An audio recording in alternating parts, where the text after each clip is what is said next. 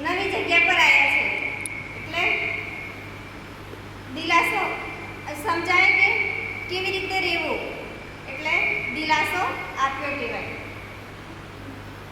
જય ભીમ. તો આજનો મારો વિષય છે ડીએસકેમાંથી મને શું શીખવા મળ્યું. તો દરબાર હું મારા ઘરે જોતી ત્યારે મને એવું લાગતું કે હું આ ગ્રુપ જોવા માટે જોઉં, પણ ડીએસકે મારા માટે એક એવો દર્પણ છે જેમાં જોઈ મને એમ ખુદ લાગ્યું કે હું કંઈ કામ બની શકું. તો દર્પણમાં જોઈ અને એવું નહીં કે આપણે આપણું જોઈ શકીશું, પણ દર્પણમાં મેં જ્યારે જોયું કે હું શું કરી શકું છું એ મને જોવા મળ્યું. જેટલે કે દર્પણમાં જોવાથી મને જેવા